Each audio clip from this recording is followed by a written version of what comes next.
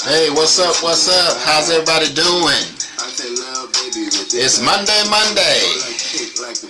and welcome to the People's Podcast. I'm your host, JL, the Anti-Guru, and tonight we're going to be discussing something a little bit different. Normally we discuss interesting topics, interesting trends. That's that new thing, trends, topics, and interesting people. But we're going to be talking about a serious topic. So let's go ahead and stop the music and jump right into it. And so, like the title suggests, guys, tonight we're going to be talking about what's been going on in Israel and Palestine. I've been looking at a lot of videos, and I've been reading a lot of articles. I know everybody has had some thoughts on the matter, and so I just wanted to give my take and my thoughts on it. You know, there's a lot of stuff that's going on, and you know, a lot of people definitely have a lot to say. Hold on just a second. Let me get everything lined up and make sure we are cooking with gas. Make sure all of my... Yeah, okay, now we're working.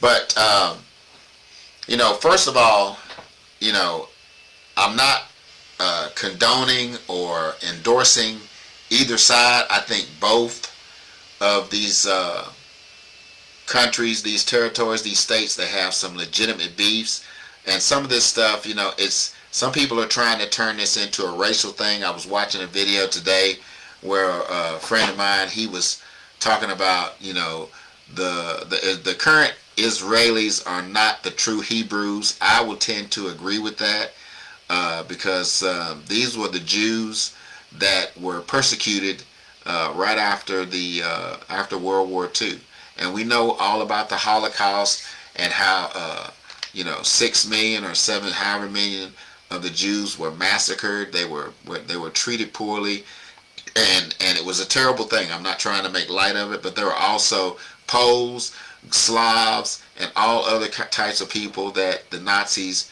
tortured and killed. So they weren't the only ones who suffered during that time.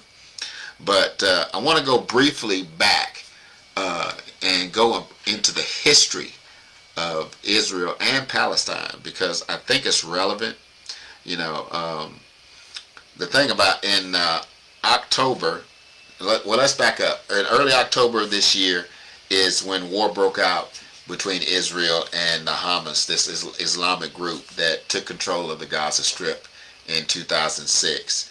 And on October 7th, Israel declared war against the Hamas. Now this conflict can actually date all the way back to 1947 when the UN, they adopted what they call Resolution 181, which sought to divide the Arab and Jewish states. Because what a lot of people don't realize is that even if we go all the way back to the time of Jesus, when Israel and Jerusalem, all these Hebrews, I call them Hebrews because those were the original people, the descendants of Abraham, Isaac, and Jacob, of the 12 tribes who established the nation. And because Jacob was later, God renamed him Israel, and that's where they get their name from.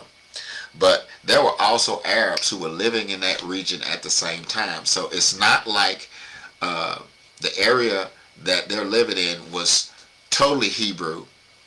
These people coexisted because these Arabs, they were nomadic. They moved around. Now, they didn't have a nation at that time because they were nomadic people. So here's the thing. On May 14, 1948 is when the State of Israel was created. And this sparked the first Arab-Israeli war, which ended in 1949 with Israel being victorious. However, 750,000 Palestinians were displaced because they won the war and they established this area as the State of Israel. But the territory was divided into 3 parts: Israel, the West Bank of Jordan, and the Gaza Strip. But again, let me say, you know, this conflict, they have had conflicts, Israel has had conflicts with its neighbors ever since its inception. You know, from 56 and to 67, Egypt and Syria, where they had the 6 Days War. They launched a surprise attack because they did not want these Jewish people to have their own state in an area that they thought was theirs.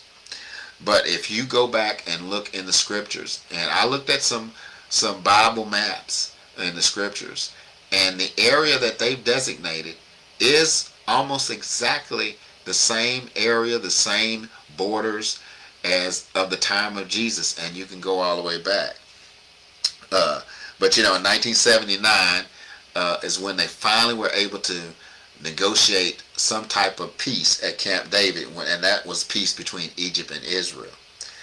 But again, there has always been this conflict, and a lot of people are trying to turn this into some type of religious thing, where you got the Israelites or the Israelis, and you've got these the Hamas, which is an Islamic Muslim group, and there's always been conflict. Well, there's always been conflict among these people because of their different ideologies. But for thousands of years, they were able to coexist. But it seems that, and here's the thing, I think, and let me back up. Like I said, I was watching a video, and the brother was bringing up a point, which brings me back to the current Israelis. Like I said before, they are not, in my opinion, the true original descendants of the Hebrews who first were given that land by the Most High. But they believe in the Torah, which is the Old Testament, and the Jewish people, that was their book that they used. And so there's some scriptural evidence to support that they at least follow the concepts and precepts of what the original Hebrew people believed in from the time of Moses all the way up until the time of Jesus, and even into current times. But the thing that bothers me is that United States is going over there to help them. Excuse me. And that's always been my problem with our government, willing to help other countries. Not that other countries don't need help, but we have lots of social problems in our own country that we need to be attending. And here's a little bit of history, is why I have some problems with it. And some of you may not know this. This was brought to my attention, that during the time of South Africa, and they had apartheid going on, and they were oppressing black people in that country, Israel sold them weapons to help them continue to oppress people of color in that country.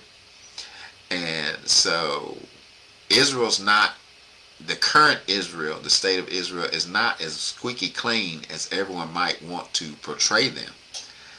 And that brings me back to the United States. The United States has a long history of interfering and interdicting in other countries' internal affairs for their own reasons, whatever that may be. I'm not going to go into a lot of detail about that, but we're not squeaky clean. We know that there have been times when our government has been involved in stuff that was subterfuge, it was illegal, at the very least immoral. We've had our own dark history here with slavery and all of these things. We can talk about what the colonials did to the Native Americans of this country. They nearly wiped them out.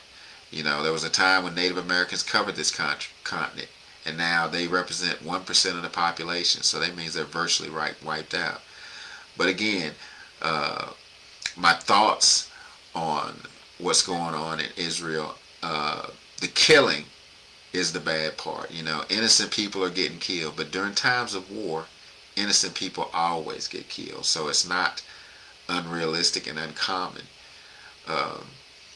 I know some people will say pray for Israel, or some people who are Muslim brothers and sisters who have an affinity with these Hamas, maybe. They're a radical faction of Islam, but there are also radical Israelis, or Jewish people. There are radical Christians, and when you're in those type of factions, is when some of these atrocities can happen, because these people are out on the fringes of what we would consider to be the norm. I think the Hamas people have somewhat of a legitimate beef because it seems that they're trying to be pushed out of land that they're supposed to have, and Israel is trying to bully them. It's much like the conflict in Russia with the Ukraine, where they're trying to impose their will and take back these people's land who have lived there for thousands of years, and these people are not going for it and they're fighting back. But again, I'm not endorsing either side. I think both have committed atrocities. They have bombed and killed innocent people, and the conflict needs to stop. But it seems to be, in my estimation, prophetic. Some of these things, if you are a Christian and you read your word, you'll see the handwriting on the wall, for lack of a better word. Some of these things have to happen. Some of these things will continue to happen. But, I've been on here for about almost 10, 11 minutes. And I didn't want to be on here long. I just wanted to speak briefly about my thoughts about it. I would ask that we pray for peace. Not pray for one state or the other, but they find a way to create peace in that area, and people learn how to coexist with one another and not have to use force and violence in order to impose their will on people who have different ideologies or different viewpoints. It seems though, but the problem is, or the thing is, that the strong will always overpower the weak, and but that's why we need some type of moral compass, and people need to, instead of being quick to take sides, look at everything that's going on. Call out the evil that is happening, because women and children are being killed and dismembered, and people are indiscriminately being bombed, and it's a terrible thing. And again, like I said, I didn't want to be on here long, but I just wanted to speak briefly about it and make you recognize, some folks who are all for Israel. I'm not trying to get anybody to change their mind or change their opinion. I just want you to consider and do some research. Look into the history of Israel from the time that it was created in 1940. What was it, 1947? And look at what they've done or what they haven't done. And like I said, my brother who talked about the current Jewish state is not the original Hebrews, I tend to agree with that, and some of you may not agree with me. It's not it's not required that you agree with me or not, but do some research and make sure that you're on the side of right and not just taking a political position because it's popular. Yeah. But that's pretty much all that I have for you today. Again, I just wanted to speak my mind and share my thoughts on what was going on. And if you have any I'm always open to hear your comments. If you have anything to say, please leave it in the comments. Let me know what your thoughts are. I'm open to any kind of criticism, good and bad. I'm hoping that we'll have an honest discourse and not just always be pointing fingers. Well, you're wrong and you're right, and this, that, and the third. But again, let's pray for peace, everybody. All right, we'll see you next week on Monday at 7 p.m. And until then, remember my motto: respect yourself, respect others, and always, always take full responsibility for your actions. Later.